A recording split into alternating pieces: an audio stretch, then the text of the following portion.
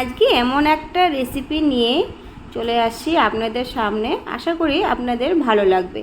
আজকের রেসিপি হলো তাল কদম ভাপা পিঠে। তো বন্ধুরা, তাল কদম ভাপা পিঠে রেসিপিটা সঙ্গে থেকে পুরো ভিডিওটা স্কিপ না করে দেখুন, ভালো লাগবে। তো বন্ধুরা, এখানে দেখুন একটা তাল নিয়েছি, আর তালটা কিন্তু আমি গোটায় আগে ধুয়ে নিয়েছি।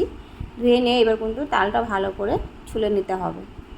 আর একদমই গাছ পাকার তাল। আর আমাদের এদিকে তালগুলো এরকমই পাওয়া যায়, কালো কুচকুচা হয় না, এরকমই হলুদ হলুদই কালার হয়, কিন্তু তালটা খুব ভালো লাগে খেতে, খুব ভালো রসও হয়। চলুন এবার সুন্দর করে ছুলে নিচ্ছি। বন্ধুরা দেখুন, তালটা কিন্তু পুরোটাই ছোলা হয়ে গেছে। তো বন্ধুরা, এবার এই যে আমপলার যে মেশিনটা দেখতে পাচ্ছেন স্টিলের, এটা দিয়েই কিন্তু আমি ঘষে ঘষে এইভাবে কিন্তু তালের রসটা বের করে নেব।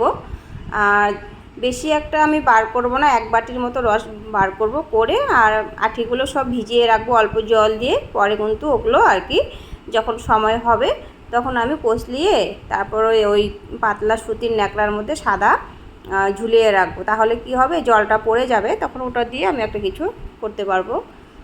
আর এইদিকে দেখতেই পাচ্ছেন রস বার করে নিয়ে এবার আটা চালনির মধ্যে দিয়ে ভালো করে এইভাবে কিন্তু চেলে নিচ্ছি। না হলে ওই তালের আঁশগুলো থাকলে তালের আঁশ কিন্তু পেটে গেলে খুবই খারাপ। দেখতেই পাচ্ছেন এক বাটির মতো রস হয়েছে। চলুন এবার কিন্তু বাসমতি রাইস অল্প ভিজিয়ে রাখছি জলে, ভালো করে ধুয়ে নিয়েছি, নিয়ে অল্প জল দিয়ে ভিজিয়ে রেখেছি। এইবার নারকেল কুড়িয়ে নিয়েছিলাম আগেই, সেটা আর শেয়ার করলাম না আপনাদের সাথে। আর নারকেল কুড়াটা দিয়ে দিয়েছি কড়াইতে। আর দিচ্ছি 2 চামচের মতো চিনি গুঁড়ো করে নিয়েছিলাম, চিনির গুঁড়োটা 2 চামচের মতো দিয়েছি। আর তেজপাতা ছিঁড়ে দিয়েছি একটার মতো। ভালো করে নাড়াচাড়া করে নিতে হবে, মানে ভেজে নিতে হবে চিনিটা নারকেলটা। দেখুন ভাজা হয়ে গেছে, এভাবে কিন্তু ভাজতে হবে। এটা কিন্তু আঠা আঠা বেশি করা যাবে না, ঝরঝরে করে ভেজে নিলাম। এবার কিন্তু তালটা দিয়ে দিচ্ছি একটা কড়াইতে। 3 চামচের মতো তাল দিয়েছি, 3 চামচ মানে হাফ বাটির মতো, 1 বাটির মতো তো হয়েছিল দেখেছিনি রস, সেই রসটার থেকে হাফ বাটি দিয়েছি। আর হাফ বাটির মতো ফ্রিজে রেখে দিয়েছি, সেটা আমি অন্য সময় অন্য কোনো রেসিপি করে নেব। তো বন্ধুরা, হাফ বাটি জল দিয়ে ভালো করে কষিয়ে নিয়ে আরও কিন্তু একটুখানি বোতল দিয়ে জল দিয়ে দিলাম, দিয়ে ভালো করে কষিয়ে নিতে হবে সুন্দর করে। দেখুন দেখতেই পাচ্ছেন কতটা সফট হয়ে গেছে, জলটাও জাল হয়ে গেছে। এবার কিন্তু হাফ বাটি দিয়ে দিয়েছি চালের গুঁড়ো, মানে ছোটো বাটির হাফ বাটি। একবারে চালের গুঁড়ো একদমই দেওয়া যাবে না, অল্প অল্প করেই দিতে হবে। বেশি একবারে দিয়ে দিলে কিন্তু আবার টাইট হয়ে যেতে পারে, আর বেশি টাইটও করা যাবে না ডোটা।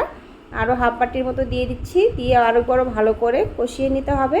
কষিয়ে নিয়ে দিয়ে দেবো বন্ধুরা চিনির গুঁড়ো। আতপ চালের গুঁড়ো কিন্তু আপনারা একবারে দেবেন না, অল্প অল্প করেই ভালো করে কষিয়ে নিয়ে একবারে দিলে যদি আবার শক্ত হয়ে যায়, আমি একবার করা যাবে না রেখেছিলাম। আর দেখতে নারকেলও ব্যবহার করেছি, চিনির গুঁড়ো দিয়ে দিয়েছি। চিনিটা আমি গুঁড়ো করে নিয়েছি, যেহেতু চিনিটা বড় দানার ছিল তার জন্য আমি গুঁড়ো করে নিয়েছি। চিনিটা দেওয়ার পরে কিন্তু একটু নরম হতে পারে, তাহলে আর একটু চালের গুঁড়ো দিতে হবে, তাড়াতাড়ি আর কি হয়ে যায়। আমি কিন্তু আর এদিকে দেখুন আমি চিনিটা দেওয়ার পরে ভালো করে নরম নরম হয়ে গেছে, আমি কিন্তু প্যাকেট ধরেই নিয়েছি। আর এই চালের গুঁড়োটা কিন্তু কিনা দোকানের হয়, বাড়ির না। আপনারা চাইলে বাড়িতে ভিজিয়ে রেখে গুঁড়ো করে দেখতেই পাচ্ছেন এটা বানাতে পারেন ভাবে হয়ে গেছে। আমি কিন্তু মানে দোকানের মানে কিনা চালের গুঁড়ো ব্যবহার খুব কম করি, মানে ঠিক আছে। আজকে আমি করেছি ঢিলাও না, একদম টাইট না, একদম এটাই ঠিক আছে। আরেকদিনও করেছিলাম, কিন্তু আমি বেশিরভাগই কিন্তু আমার বাড়িতে তৈরি করি। রুটি যেরকম ডলি সেই না বাড়িতে ভালো লাগে বেশি, মানে এইভাবে লম্বা লম্বা করে চালের গুঁড়োটা করে বল করে নেব, লাগে মানে বলগুলো গোল গোল করে ভালো লাগে না। তো চাটা ভিজাইনি, যাই হোক করে নিচ্ছি একবারে, সব আগে বল করে চেষ্টা করবেন সব একবারে বল করে নিয়ে গুঁড়ো করার।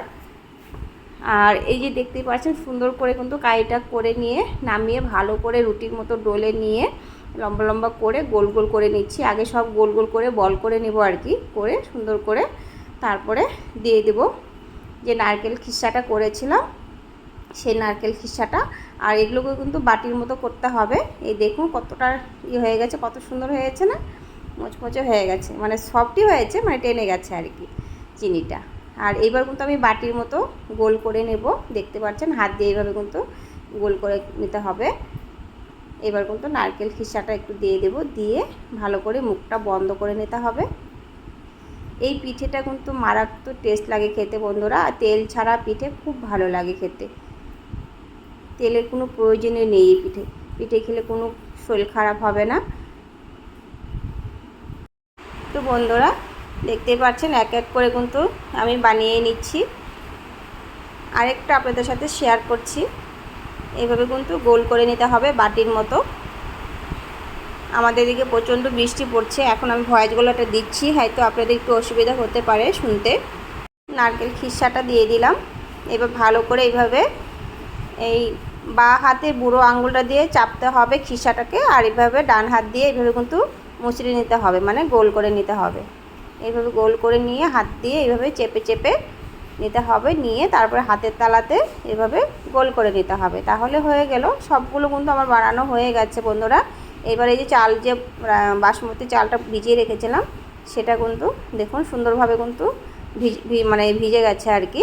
এবার আমি হাতের তালা দিয়ে ডলে ডলে দেখুন প্রত্যেকটা চালগুলো কিন্তু সুন্দর করে লেগে গিয়েছে বলগুলোর মধ্যে। দেখুন কত সুন্দর লাগছে না দেখতে।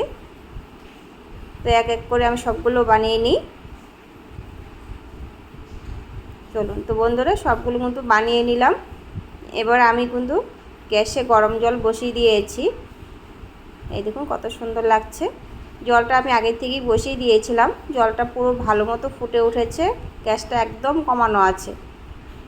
আর এদিকে একটুখানি হাতের তলায় তেল নিয়ে ভালো করে থালাটাতে এই থালটা কিন্তু ফুটোওয়ালা থাল, এই ফুটোওয়ালা থাল আপনাদের কাছে যেটা থাকে আর কি, তো আমার কাছে এই থালটা ছিল। আর এই একটু হাতে তেল লাগিয়ে তারপর থালটাতে দিয়ে সবগুলো সুন্দর করে বল দিয়ে দিলাম। আর দেখুন আধা ঘন্টা পরে পুরো ওভেন কিন্তু কমানো ছিল, আগুনটা কমানো ছিল। আধা ঘন্টা পরে আমি ঢাকনা খুলে আপনাদের সাথে শেয়ার করছি। একদম মনে হচ্ছে কদম ফুল ফুটে আছে। কি সুন্দর লাগছে না বন্ধুরা, দেখুন। ও খুব সুন্দর লাগছে, মনে হচ্ছে না যে কদম ফুল ফুটে আছে। একদম পারফেক্টভাবে হয়ে গেছে। আপনারা কিন্তু গ্যাসের আঁচটা একদম কমিয়ে আধা ঘন্টা মানে 30 থেকে 40 মিনিট আপনারা এটাকে সিদ্ধ করবেন। তাহলে ভালোভাবে নরম হবে, সফট হবে, খেতেও ভীষণ ভালো লাগবে। আর চালগুলো কিন্তু ভীষণভাবে ফুটে যাবে, মানে ফুলবে আর কি, সিদ্ধ হয়ে যাবে। দেখুন, আর ভিতরটা একদম খিসায় ভরা, খুব সুন্দর লাগে বন্ধুরা খেতে। আপনারা যারা খাননি একটু করে খাবেন, একটু কষ্ট হতে পারে, খেতে কিন্তু ভীষণ ভালো লাগে। চাল কদম ভাপা পিঠে রেসিপিটা কেমন হয়েছে অবশ্যই কিন্তু কমেন্ট করে বলবেন।